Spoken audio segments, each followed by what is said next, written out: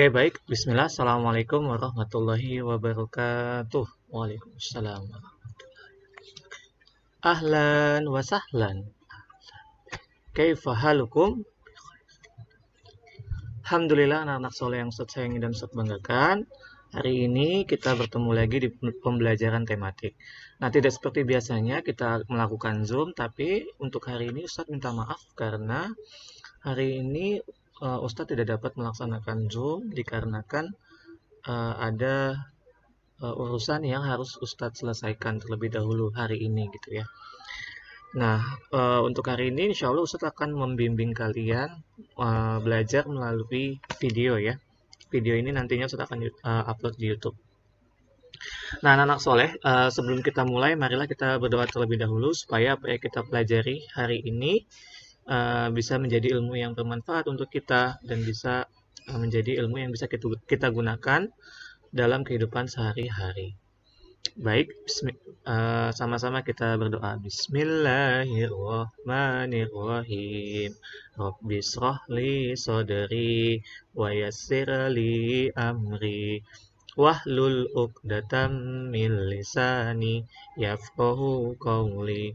Rabbi zidni ilma warzuqni fahma. Baik anak-anak soleh, kita sudah berdoa, maka kita bisa langsung masuk ke pembelajaran kita ya. Masuk ke pembelajaran kita. Baik anak-anak soleh, untuk hari ini kita masuk di pembelajaran 4 ya. Pembelajaran 4, Ustaz akan share screen pelajaran 4-nya. Nah ini ya anak-anak, di pembelajaran 4 silakan dibuka. Di sini akan Ustadz bacakan ya. Yudi, Dika, dan Rama selesai bermain layang-layang. Mereka sedang berjalan pulang. Mereka melihat layang-layang putus. Mereka pun setelah itu di bawahnya ada ayo mengamati. Amatilah gambar di samping perilaku. Apakah perilaku anak-anak yang ditunjukkan pada gambar di samping baik? Menurutmu apa akibatnya jika anak-anak melakukan perilaku tersebut? Nah, ini nggak boleh anak-anak ya. Jadi ketika kamu sedang ada di jalan pulang, maka nggak boleh sampai sambil mengejar layangan gitu ya. Karena itu sangat berbahaya. Kenapa berbahaya? Itu bisa saja menyebabkan tabrakan ya. Bisa menyebabkan tabrakan. Karena mungkin ketika kamu fokus melihat ke atas, atau ada mobil atau ada motor. Nah, itu maka tidak boleh mengejar layangan di jalan raya. Lalu yang bawahnya, kebersamaan yang berbahaya. Kata Yudi gini, Jika, Rama, lihat ada layang-layang putus. Kata Rama, mari kita kejar. Lumayan kalau kita berhasil mendapatkannya. Kata Yudi, ayo, apalagi yang kita tunggu? Kata Dika, maaf Yudi, Rama, mengejar layang-layang di jalan raya itu berbahaya.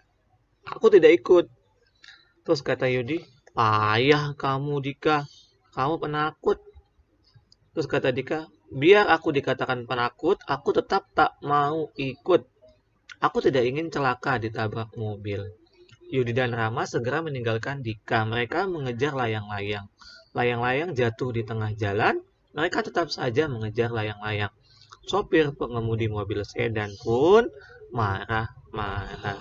Nah itu yang tadi saya sudah jelaskan di awal. Jadi nggak boleh mengejar layangan di jalan raya karena khawatirnya tertabrak. Ataupun kalau nggak tertabrak pasti nanti dimarahi oleh pengendara mobilnya atau motornya. Alhamdulillah kalau masih dimarahin aja. Tapi kalau celaka itu yang bahaya ya. Nah, anak soleh ini di sini yang selanjutnya kamu tinggal melengkapi kalimat yang ada di sini dengan jawaban yang ada di atasnya. Ya, Ustadz kasih tahu jawaban nomor 1 ya sebagai contoh. Kita harus memilih tempat yang titik-titik untuk bermain. Tempat yang apa? Tempat yang petasan, tempat yang sayang, tempat yang aman, tempat yang pengawasan, atau tempat yang terpuji. Nah, jawabannya apa? Tempat yang aman. Betul. Ini kamu tulis. Aman. Nah, nomor 2 sampai nomor 5 kamu lanjutin dengan jawaban yang ada di sini. Seperti itu ya anak-anak. Mudah-mudahan bisa dipahami. Lalu kemudian selanjutnya di bawahnya ini ada bagaimana sikapmu. Nah, lingkarilah angka di depan pernyataan yang tepat. Maksudnya ketika pernyataan ini tepat, kamu lingkari nomornya. Bila teman-temanku bermain di tempat bahaya, maka aku akan satu, mengingatkan teman-teman akan bahaya yang dapat terjadi. Betul atau salah? Betul ya. Jadi kamu lingkari. Ya, tinggal dilingkari di nomor satu. Terus nomor dua, ikut bermain bersama teman-teman. Nih, teman-temannya ngajakin bermain di tempat bahaya. Kamu ikut nggak? Enggak ya, maka nggak usah dilingkarin. Nomor 3 sampai nomor 5 kamu lanjutin. Kalau benar dilingkari, kalau salah didiemin. Kalau salah dibenerin ya, didiemin. Maksudnya di sini didiemin, nggak usah dilingkari atau nggak usah dicentang. Jadi didiemin aja. Nah, kalau sudah, kita balik ke halaman berikutnya yaitu di halaman 110 ya, di halaman 110. Saat bermain bersama teman, kita juga harus menjaga kerukunan. Kerukunan tercipta bila semua mengikuti aturan permainan. Perbedaan agama, asal daerah, dan sifat bukanlah masalah. Perhatikan tim kesebelasan sepak bola. Walaupun berbeda-beda, namun semua pemain bekerja sama untuk mengalahkan lawan. Tidak ada yang merasa sombong. Semua bermain untuk kemenangan timnya. Nah, ini sama kayak sebelumnya. Kalau tadi dilingkarin, ini tinggal di checklist. Kalau penyataannya, mana yang pernyataannya yang benar untuk melengkapi kalimat berikut. Nomor satu contoh Ustaz akan kerjakan. Nanti nomor 2 sampai selanjutnya kamu lanjutin. Bila ada pelanggaran, wasit sepak bola memberi sanksi titik-titik pemain tertentu. Kalau misalnya ada pelanggaran nih, wasitnya itu ngasih ngasih sanksinya atau hukumannya itu kemana? Ke pemain tertentu, hanya pemain tertentu atau tanpa membeda-bedakan? Iya, jawabannya betul ya, tanpa membeda-bedakan. Mau itu orangnya misalnya tinggi, badannya keker, kalau dia berbuat salah, pelanggaran, maka harus dihukum. Ya, kalau di sepak bola hukumannya itu bukan disuruh push up atau disuruh ini ya, bukan disuruh apa namanya lari, ya karena memang dia kerjanya lari di lapangan kan. Tapi dikasih kartu ya, kartu kuning atau kartu merah. Itu ya. Nah, ini nomor 2 sampai nomor 5-nya kamu lanjutkan sendiri ya. Tinggal di checklist kalau benar dan kalau salah di silang. Oke, di sini ada cerita tentang ular yang sombong. Ya, Ustaz akan bacakan ya. Ular yang sombong. Pada zaman dahulu, hidup seekor ular yang sombong. Ia merasa dirinya yang paling kuat. Pada suatu hari, ia bertemu seekor badak yang sedang beristirahat. Hai badak, apa yang kau lakukan? Aku sedang beristirahat. Apa kabarmu, ular? Aku baik-baik saja. Sebenarnya kau sedang bermalas-malasan. Pantas saja tubuhmu besar. Begitukah menurutmu, ular? Kau sendiri hanya menyombongkan diri saja. Itu karena aku hewan paling kuat, sementara dirimu hanya hewan tak berguna. Kau selalu meremehkan hewan lain. Belum tentu kau dapat mengalahkan aku. Jadi kau menantangku. Aku akan meremukkan tulang-tulangmu. Racunku akan membuatmu mati seketika. Buktikanlah jika kau memang kuat. Mendengar tantangan badak, ular pun melihat tubuh badak dengan sekuat tenaga. Namun karena tubuh badak besar, ular tidak dapat memilitnya. Memilitnya itu kayak mengikatnya ya, dililitin ke dalam, menggunakan badannya ular, dililitin gitu. Ular tidak menyerah begitu saja. Ular mencoba menggigit badak, namun taringnya tidak dapat menembus kulit badak. Akhirnya, ular mengaku kalah. Apakah kau masih menyombongkan dirimu, ular? Kata ular, maafkan aku, badak. Selama ini aku terlalu sombong. Aku sangat menyesali perbuatanku. Tamat. Ya, intinya dari cerita ini adalah kita tidak boleh sombong. Misalnya kita punya sesuatu, kamu meremehkan orang lain. Alah, punya kamu jelek banget. Punya kamu cemen. Itu tidak boleh ya. Harus yang saling menghargai. Tidak boleh sombong. Nah, kalau sombong pasti kena akibatnya. Seperti itu. Mudah-mudahan nggak terjadi di kelasnya Ustadz ya. Anak-anaknya Ustadz ya. Oke, selanjutnya ini ada di halaman 113. Di sini kamu tinggal istilah titik-titik dengan setengah, sepertiga, atau seperempat. Kelompok hewan terdiri dari 1 ekor ayam dan 3 ekor burung. Nah, hewannya ada berapa?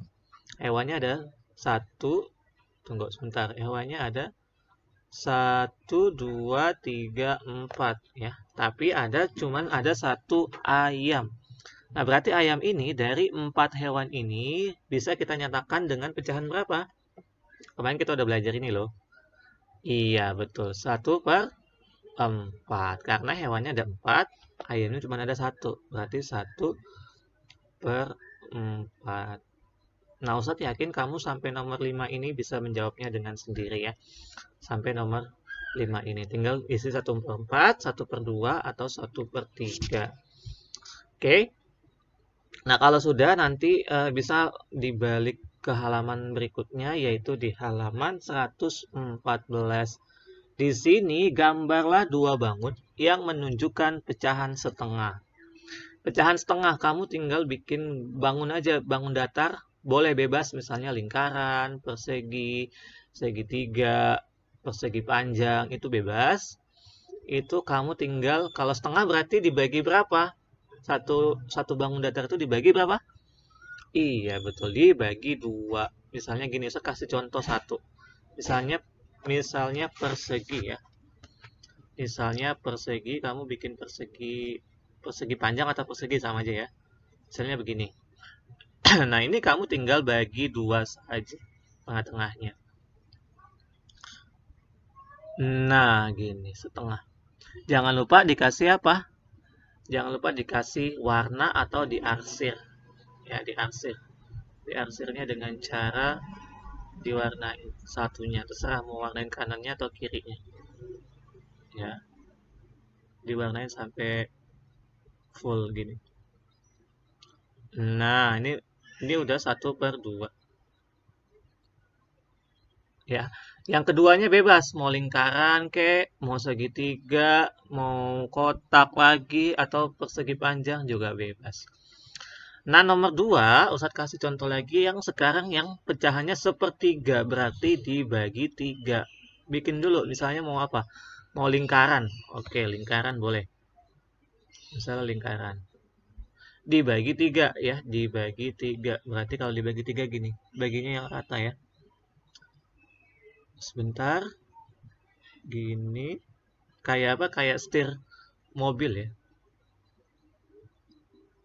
Nah, kurang lebih seperti ini, dibagi 3, atau dia bisa lebih naik lagi ya. Yang penting dibagi 3, 1, 2, 3. Kayak gitu. Jangan lupa dikasih warna. Ya, dikasih warna, misalnya warnanya di kiri, di bawah atau di kanan sama aja ya. Bikinnya 2 ya. Ini Ustadz kasih contohnya 1. Nanti kamu satu lagi dibikin sendiri. Nah, ini contoh ya, 1/3. Nah, yang terakhir, yang 1/4, sama aja. Tinggal kamu mau bikin bangun datar apa, nanti tinggal dibagi 4. Contoh, kita bikin persegi panjang deh. Lalu kita bagi menjadi 4. 1, 2, 3. Ya, ternyata ini kepanjangan ya. Ini nanti kamu bisa potong, ini kepanjangan. Oke. Atau kita agak geser dikit. 1, 2, 3. Nah, ini lebih rapi. 4 ya. 1, 2, 3, 4. Lalu kamu kasih warna 1 ya. Satunya dikasih warna nih misalnya. Nah, ini lebih rapi ya. Ini udah 1/4. Nah, yang satu lagi terserah mau lingkaran kayak gini. Kalau lingkaran gini lebih gampang. Tinggal dilurusin ke bawah, lalu dibagi lagi ke samping. Gitu ya, jadi 1/4. Nah, itu ya anak soleh untuk yang pembelajaran yang pertamanya. Nanti kalau sudah selesai kita lanjut ke pembelajaran 5-nya ya. Jadi nanti video ini kamu boleh pause-pause dulu, boleh pause-pause. Nanti kalau udah selesai baru di pause apa dipencet lagi supaya di resume ya. Resume lagi supaya bisa jalan lagi videonya. Jadi nggak harus bablas sampai habis kayak gitu. Oke.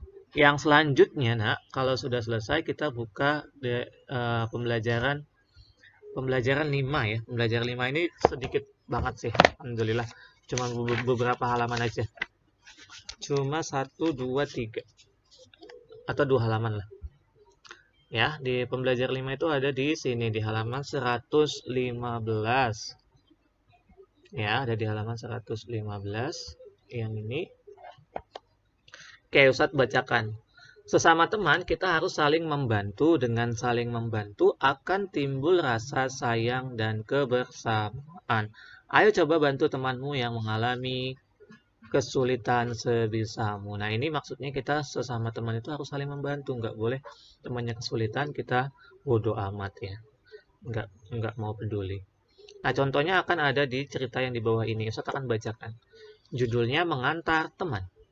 Karena tidak berhati-hati, Putu terjatuh saat pulang sekolah.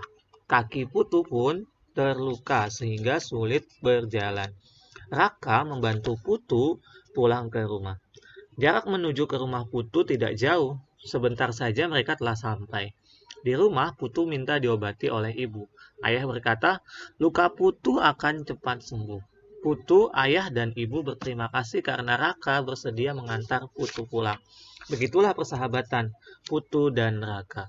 Meski berbeda agama, mereka tetap membantu bila ada yang kesusahan. Nah, ini ya contoh yang harus kita